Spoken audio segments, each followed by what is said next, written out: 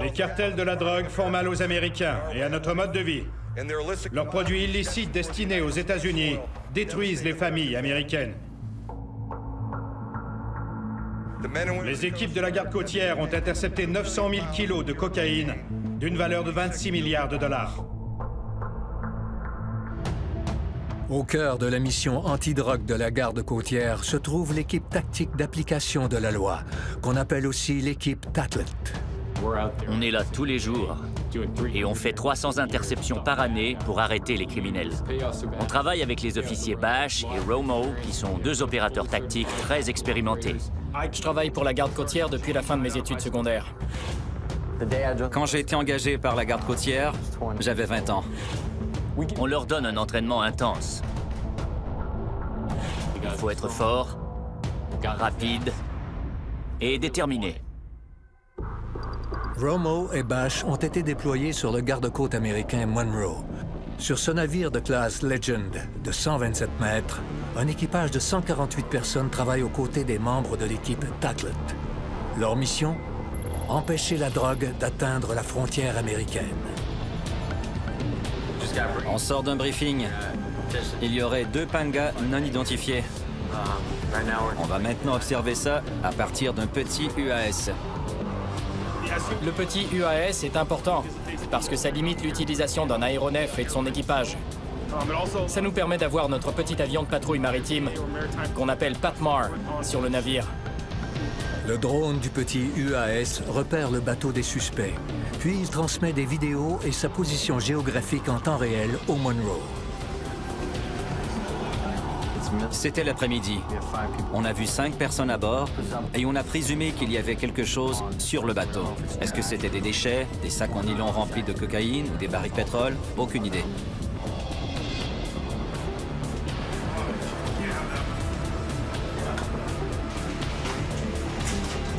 Je vous explique ce que je fais après un briefing.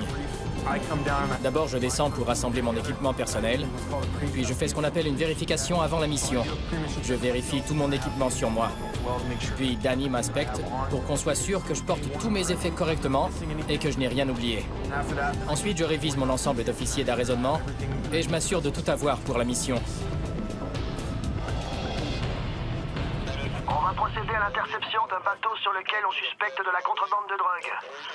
L'emploi de la force peut inclure jusqu'au tir de sommation et un tir désemparant vers le bateau suspecté de n'avoir aucune nationalité.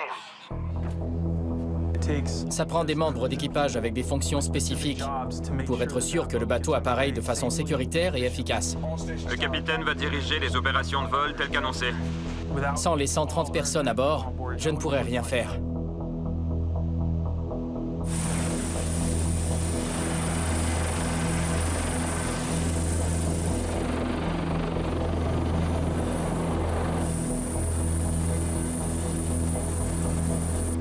On a de bons tireurs dans la garde côtière. Toutefois, les tireurs de précision qui exécutent ces tirs à bord des hélicoptères, ce sont les meilleurs.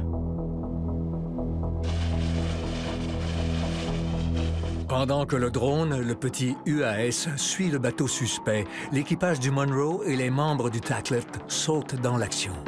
Ils ont lancé une poursuite et j'étais là pour l'arraisonnement.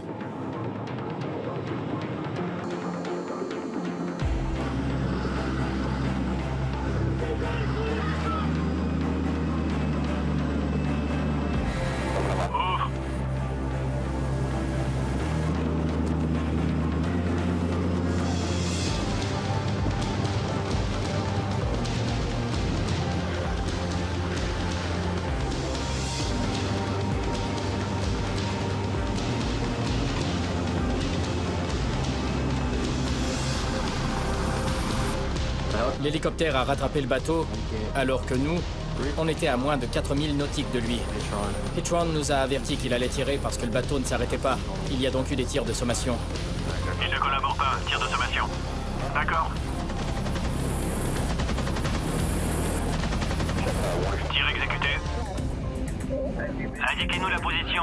Il continue. On a 2 missions, d'accord?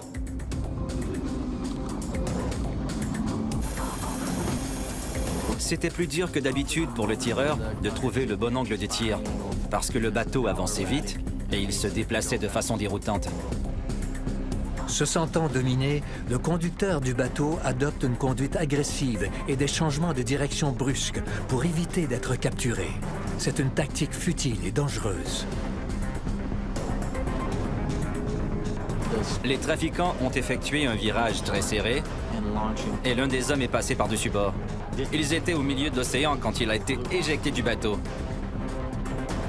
Était-il blessé, inconscient ou mort?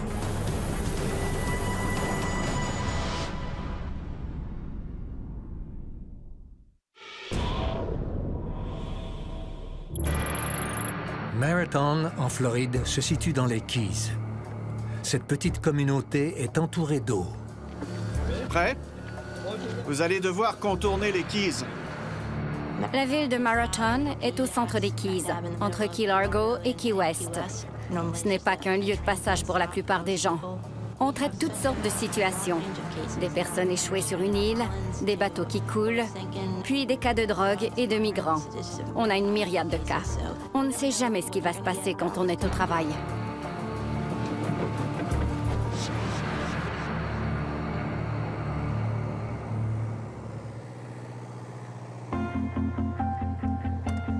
Donner du sang, c'est pour moi une autre manière d'aider les gens. Je pratique ce métier pour aider les gens, alors j'essaie de le faire de toutes les façons possibles.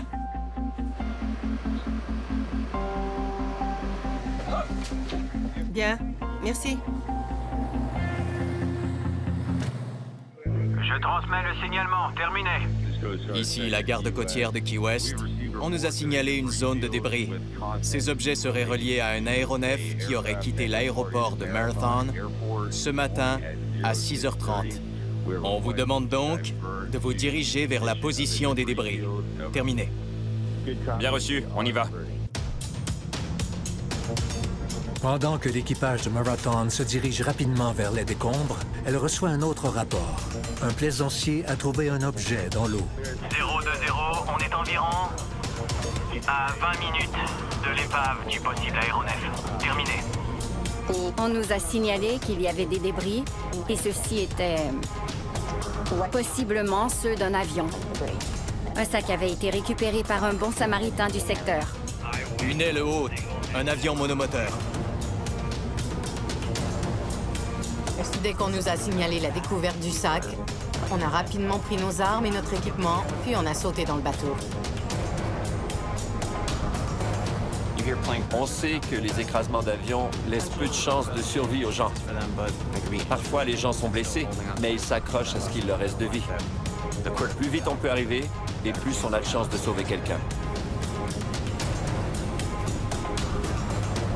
On a un aéroport local à Marathon. Et les gens n'enregistrent pas leur départ ni leur arrivée. S'ils le font, ce n'est pas avec une tour de contrôle à ma connaissance. Alors on ignorait depuis combien de temps l'avion était parti et s'il s'était écrasé.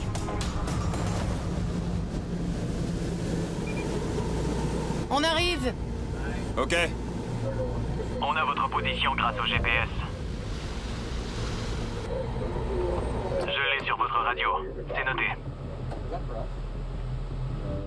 Pour bien conduire le bateau, je suis responsable de savoir ce qui est autour de nous et de connaître la profondeur de l'eau.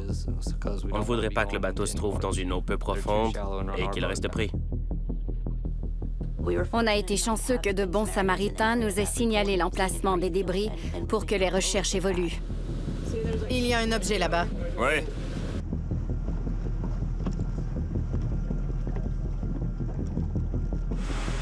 C'est quoi?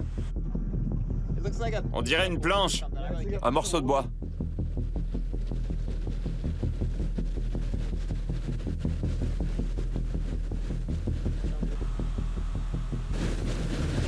Regarde, il y a quelque chose là.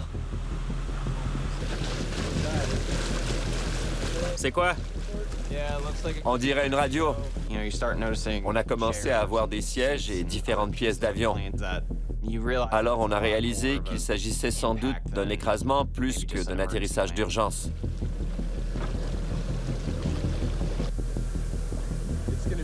Il y a des objets à bâbord avant de ce bateau. Il y en a d'autres.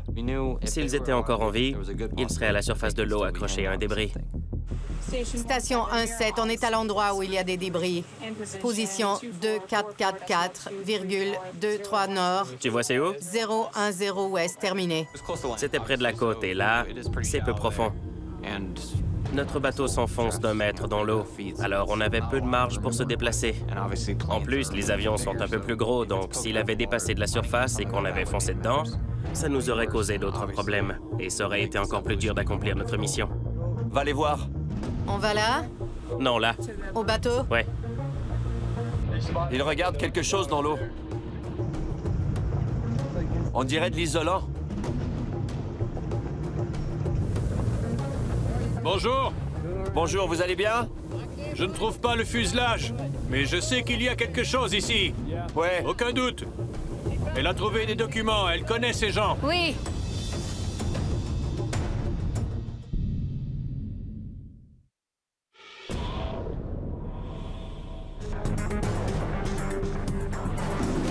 Ils ont tourné et ils s'éloignent.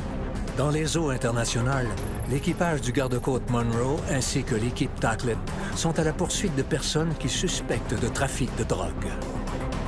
Homme à la mer! Homme à la mer! Il y aurait une personne à l'eau.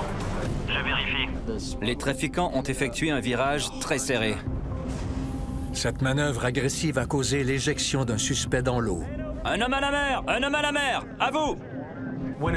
Quand une personne tombe dans l'eau, ou alors qu'elle est éjectée d'une cible en mouvement, ça change notre mission. Ce n'est plus une intervention policière, mais un sauvetage. Était-il mort? Blessé? Inconscient? On place toujours les sauvetages devant les interventions policières. Sauver des vies est le cœur de notre mission. C'est ce qu'on fait toujours. Après la chute de l'homme dans la mer pendant la poursuite, les suspects commettent un acte encore plus audacieux. Ils sont revenus pour récupérer leur ami, ils l'ont remonté à bord et ils ont continué leur fuite. Restez là! Restez dans vos sièges! Je dois y aller! Je dois y aller!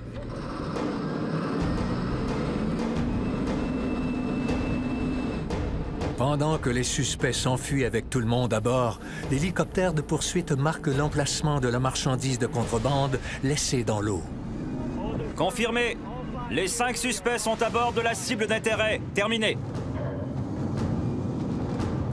Ils avaient abandonné des sacs de cocaïne dans l'océan.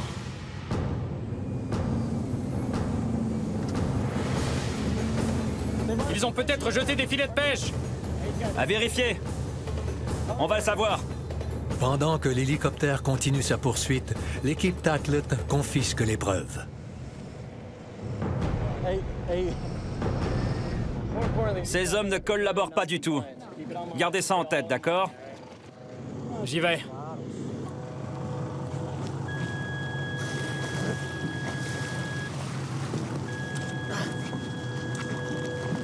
Ça y est.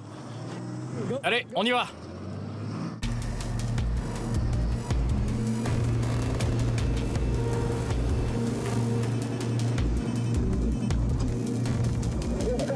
Paré au tir des emparants. À vous. Bien reçu. On s'approche des autres sacs. Terminé. Prêt au tir des emparants. Une cible, c'est fait. 2. Trop loin.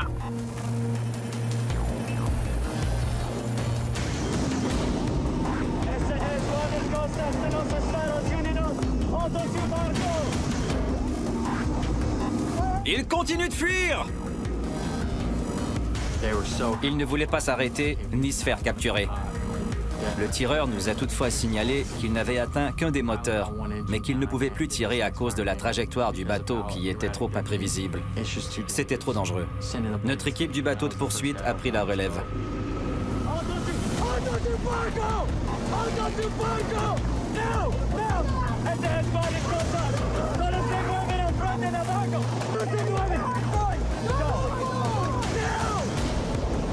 L'équipe du bateau fait son approche. Oh les mains! Arrêtez-vous! Arrêtez! Allongez-vous au sol! Au sol! Allongez-vous! Au sol! Au sol! Allongez-vous! Allongez-vous! Allongez-vous!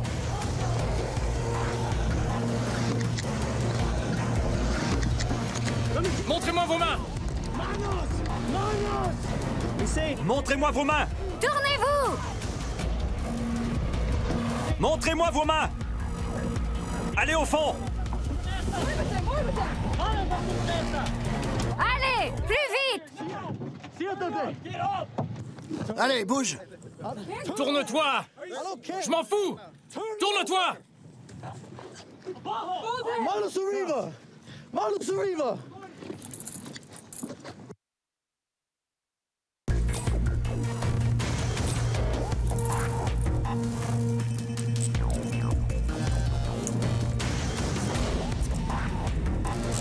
Aqui, levante!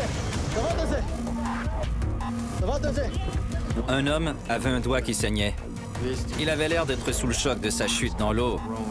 Il semblait se demander ce qui se passait. Ça va? Ils sont tous là, ils vont bien? Ils sont 5, c'est bon.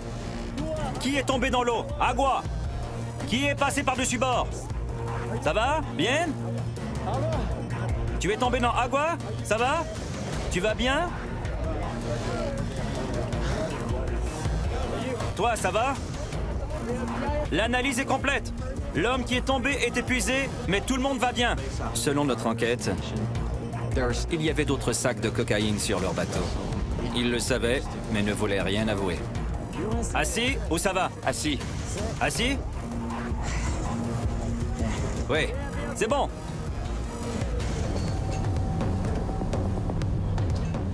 La deuxième équipe se dirige vers la scène.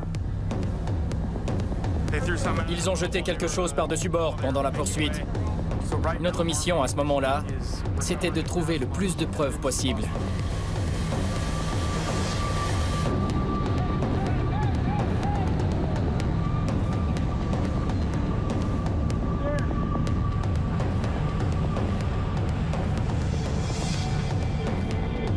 Le sac est là!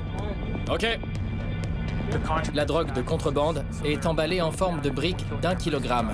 Chaque paquet est très compressé et dur comme de la roche. Tout est emballé dans une pellicule plastique, puis dans une pellicule d'élastomère. Ils remettent ensuite une autre pellicule plastique, puis une autre pellicule d'élastomère, et ils continuent en alternant les pellicules. Les paquets ont donc plusieurs épaisseurs isolantes. Et pour finir, ils mettent du ruban sur les paquets. Ils font ça de cette façon pour éviter toute infiltration d'eau pendant le déplacement de la marchandise. Et si les paquets tombent dans l'eau, ils peuvent les récupérer plus tard sans qu'il y ait eu d'infiltration d'eau. Dans ce cas-ci, les paquets pesaient 45 kilos. Ce n'était pas facile de les sortir en position courbée et en appui sur son ventre. Retiens-moi! Tire-le avec moi! On prend les sacs en photo? Récupération de plus de 10 sacs à bord. Opération en cours. Terminé. On prend les ballots en photo? Il le faudrait. J'ai jeté le ballot à terre. Ma poitrine venait de supporter 45 kilos. Et ça continuait. Encore 45 kilos et encore, il y avait 10 sacs, puis 12. Voilà pourquoi c'était rentable pour eux. Bon travail, on continue! Allez, on se relaie! Un autre! 2 ballons rouges devant la proue, à tribord, à 10 degrés. On le tient! Il y en a plusieurs. On le tire! Oui, prends-le. Ça bouge! Je m'en occupe. À tribord! Tribord, chef! J'y vais!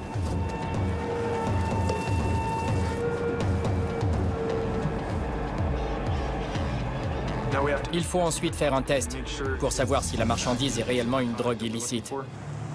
Il y en a beaucoup.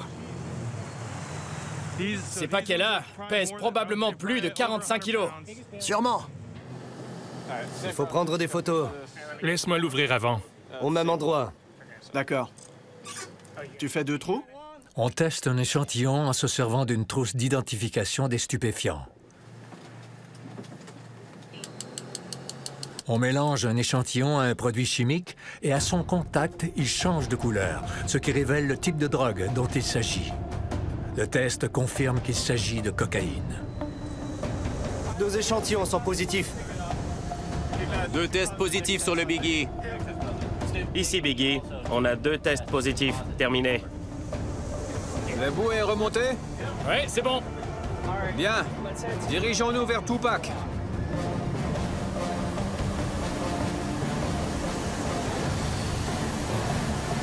C'était de la cocaïne pure.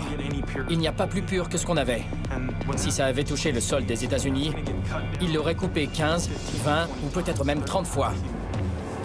Alors toutes les briques qu'on a repêchées valaient un énorme montant d'argent.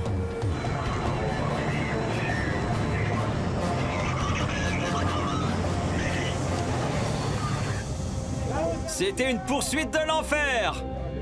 On a eu l'autorisation de les traiter comme des détenus. Chaque fois qu'on transfère les gens d'un bateau à l'autre, c'est très dangereux. Le plus important, c'est de maintenir un contrôle positif et un contact avec ces personnes pour qu'elles comprennent que c'est nous qui sommes aux commandes.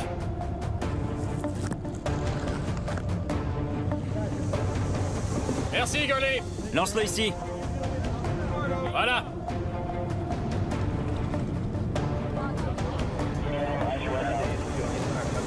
C'est bon, chef. Changement de garde. Donne. Tu me le passeras. ¿De dónde es el bote? México. ¿De dónde salieron? ¿De dónde saliste? ¿De dónde salió el bote? ¿De Guerrero? Deux de l'Équateur et deux du Mexique? 3 Mexicains. D'accord. Ils leur ont dit de venir ici sur ce bateau et qu'ils gagneraient quelque chose.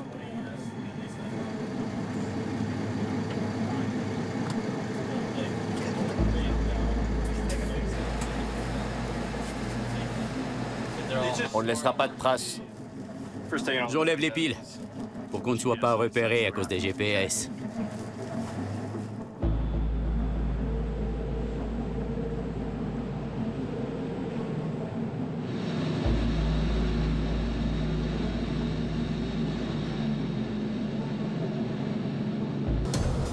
On arrive au garde-côte. Je suis fier des hommes et des femmes qui risquent leur vie tous les jours pour protéger les États-Unis et empêcher les drogues d'entrer au pays. La garde côtière effectue environ 300 interventions par année. Cette unité-ci en fait 150 à elle seule.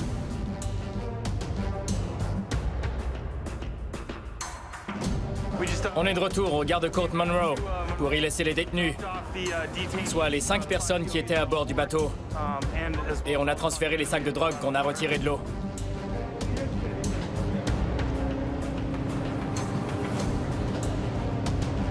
On les appelle des détenus parce qu'il leur faudra aller en cour de justice. Mais ils sont innocents tant que leur culpabilité n'est pas prouvée. En tant qu'agent de la force publique, je dois aider les procureurs à dresser le tableau d'ensemble pour le tribunal.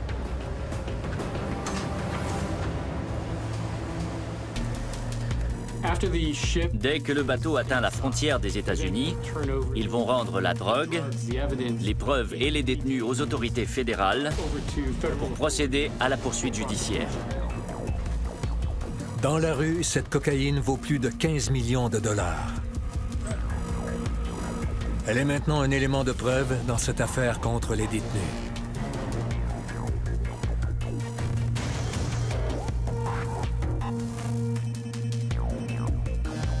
L'hélico retourne sur le garde-côte. On reste ici pour inspecter la cible d'intérêt et chercher des traces de leur crime.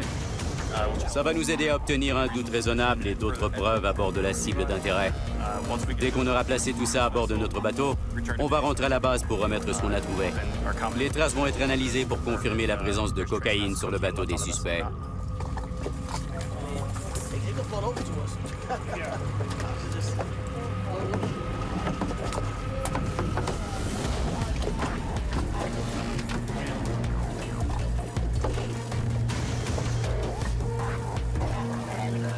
Merci. On a obtenu la permission du district 11 pour un arraisonnement complet. On va vider le panga, puis on va le faire couler. Ce serait risqué de le remorquer, et c'est un danger pour la navigation si on le laisse dériver.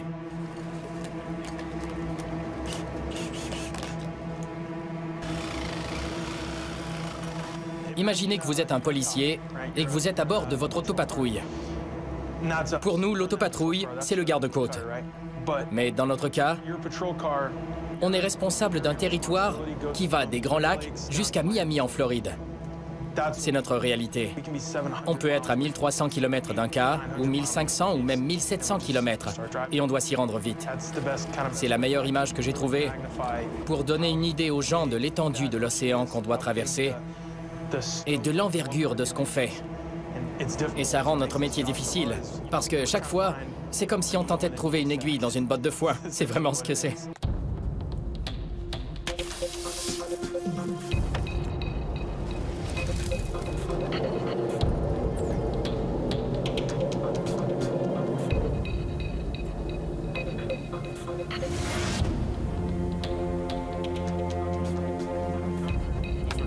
Beau travail. Bravo. Voilà ce qu'on aime voir. Mission accomplie. Votre garde côtière est en service partout sur le globe pour la sécurité et la prospérité des États-Unis. On est le prolongement des forces armées américaines et un élément vital du ministère de la Sécurité intérieure. Les dernières années, on a battu des records de décès reliés à des affaires de drogue dans les rues au pays. Voilà pourquoi on sert le pays. Que Dieu bénisse les États-Unis. Semper Paratus.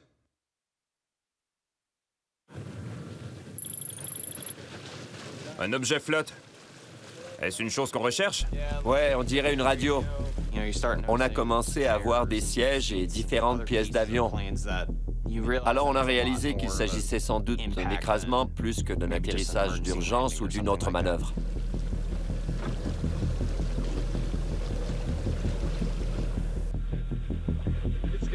Là, il y a quelques objets à bâbord avant de ce bateau. Plusieurs autres. Ils ont trouvé quelque chose. Les bons Samaritains ont trouvé un sac qui flottait dans l'eau, Il y a un sac! dans lequel ils ont trouvé des reçus. Et ils ont reconnu le nom des personnes. Ils sont partis ce matin! Le sac appartient à leurs voisins qui sont partis dans leur avion le matin même. Ils les ont vus sortir du taxi à 7 h ce matin. Ouais. La femme a reconnu le sac grâce au reçu de location de voiture de ces gens. Ils étaient passés par l'aéroport plus tôt ce week-end-là. Ils avaient annoncé leur départ le matin. Ça, c'est le chapeau qu'il portait hier. Et ici, il y a son nom. On va le prendre. Merci. Il y a une traînée d'essence juste ici. Je l'ai vu. Monsieur! Voici ce qu'on a d'abord trouvé. D'accord. Bien. Voulez-vous qu'on continue les recherches pour vous? Dites-le nous si on peut vous aider. Je sais qu'ils devaient rester ici jusqu'à lundi. Mais hier, ils ont dit qu'ils partiraient ce matin. Merci. Ça me fait plaisir. Merci. On avait donc de bons indices. Ce n'était pas seulement un sac de toile contenant des produits de toilette, des vêtements et un chargeur de cellulaire qui flottait dans l'eau.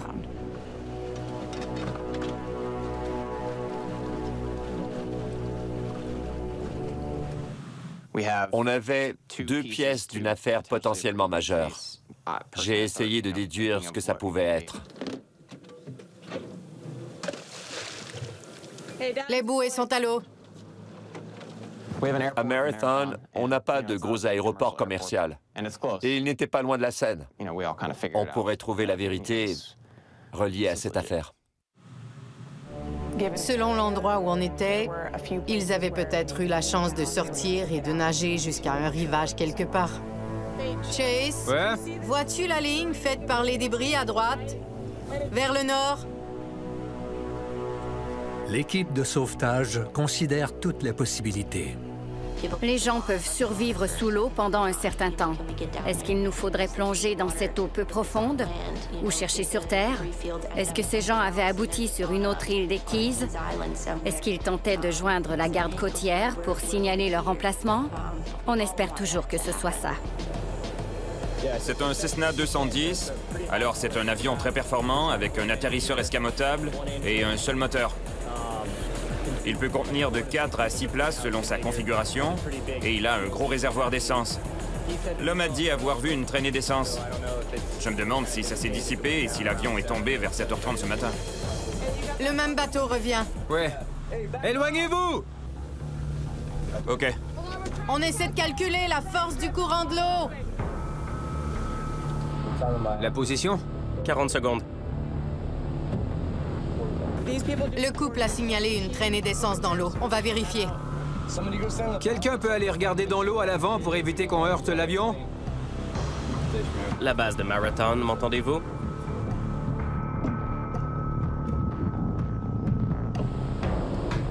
Pour la tour 1-7 de la base de Marathon.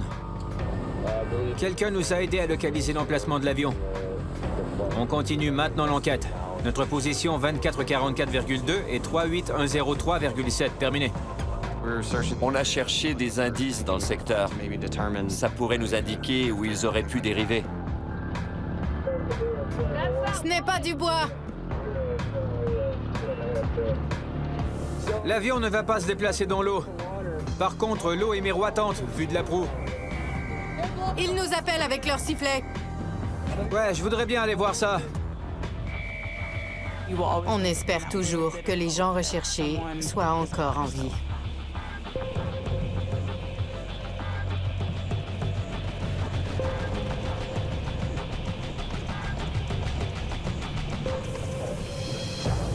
Enregistre la position. Marquons les endroits où on trouve des objets. C'est un siège. Récupère-le. Oui, c'est le siège arrière. Je ne vois pas ce que c'est. On dirait qu'il y a autre chose, mais ça ne se déplace pas. C'est ce que je pense aussi. Hé! Je vois un corps. Un corps? Hillary! Prends le bâton pour que j'aide à le mettre à bord. On a trouvé un cadavre dans l'eau. J'ai pris une grande inspiration et ensuite, je suis passé en mode mission de récupération. On est passé de l'espoir à la déception. Ouais, on a au moins un cadavre qui vient de l'écrasement d'avion. On fait le nécessaire pour récupérer la dépouille et tenter de l'identifier.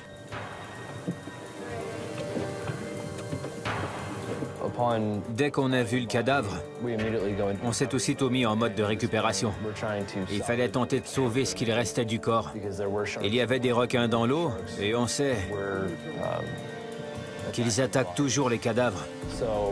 Je me suis donc dit que tout le monde devait aller chercher son équipement de protection personnelle. Je l'ai! Super! Mets-toi au neutre. En vue. C'est fait.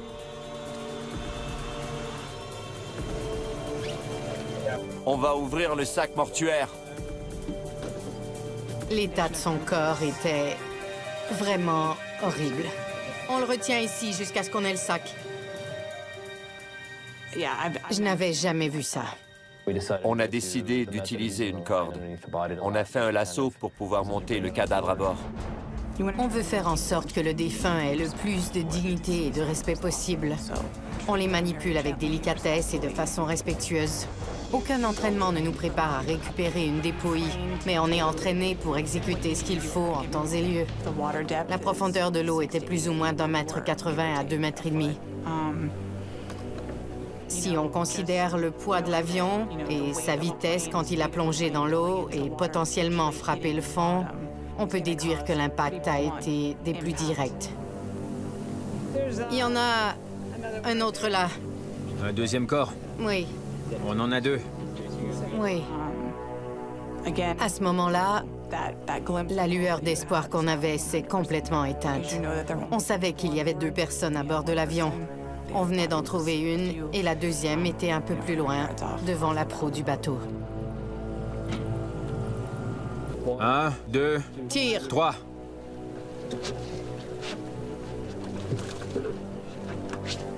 Ça va comme ça? Mets une corde ici. Ouais. Ici. Attends. Les marques sont nombreuses. Est-ce que... on l'éloigne un peu de l'écoutille? C'est bon, j'arrive. C'est le type d'expérience qu'on met dans son sac à outils psychologiques pour pouvoir gérer les effets à long terme. On a fait tout ce qu'on a pu, tout ce qui était en notre pouvoir. Et malgré ça, on est tombé sur le pire scénario. Ce n'est jamais facile. Je ne suis pas un expert, mais je dirais que l'avion s'est écrasé vers 7h15, 7h30. Je déduis ça en fonction du premier rapport et de celui de l'aéroport qui a enregistré leur départ. Puis, on est arrivé ici vers 8h45. Je dis ça de mémoire. J'ai vu quelque chose flotter et on est allé le voir. C'était un siège massacré. J'ai cru que c'était un siège de voiture qui provenait de l'ouragan aux Bahamas. Mais on a remarqué d'autres débris. On a déduit que ça ne pouvait pas provenir des Bahamas parce que ça avait coulé derrière l'aéroport de Marathon. On a ensuite continué notre chemin, mais on a vu d'autres débris. Ma femme a remarqué que des oiseaux picoraient un truc. On est allé voir et on a trouvé la première personne décédée. La deuxième était tout près. Ouais.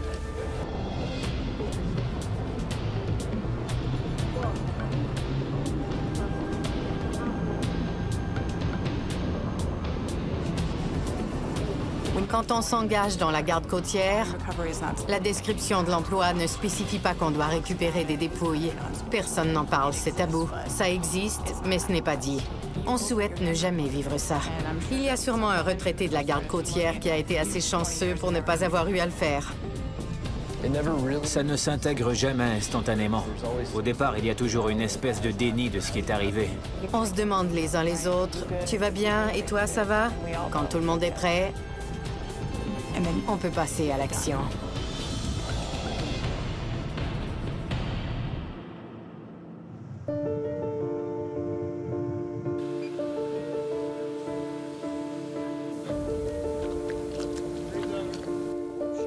Prends le sac. Des gens se perdent en mer chaque année. Et certaines familles ne pourront jamais faire le deuil de leurs proches. Notre mission n'a pas été un succès dans la mesure où on n'a pas pu sauver 2 personnes qui seraient ensuite rentrées chez elles. Par contre, on a pu rapporter leurs corps. Les familles pourront donc honorer leur mémoire en leur offrant un service funéraire ou toute autre célébration qui peut être faite dans un cas de mortalité. Je suis reconnaissante qu'on les ait retrouvés parce qu'autrement, ça doit être très dur de faire son deuil. Je crois que ça relève du comté de Monroe. Je le pense aussi. C'est le numéro de série. Il y a le sac d'effets personnels. Ça, c'est sûrement le siège arrière. La chef Sparks nous a grandement aidés dans cette affaire. Après qu'on a trouvé les dépouilles et qu'on est rentré au port, elle est venue nous parler. Elle nous a questionnés sur notre état pour s'assurer que l'équipe se portait bien et que chacun de nous allait bien aussi. Je suis là pour vous. Je leur ai offert mon soutien.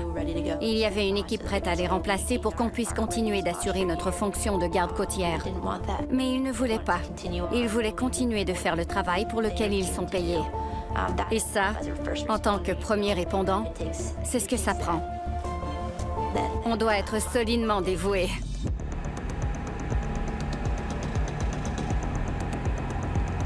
C'est dur, mais il faut gérer ça.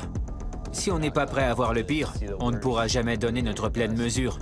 On doit persévérer. Ça fait partie du travail d'être ici tous les jours et de traiter toute une myriade de situations. Ça peut être une intervention pour une tortue en détresse, pour une personne qui a un AVC, ou encore pour la lutte anti-drogue. Et peu importe ce que c'est, il faut pouvoir dormir la nuit pour reprendre le service le lendemain.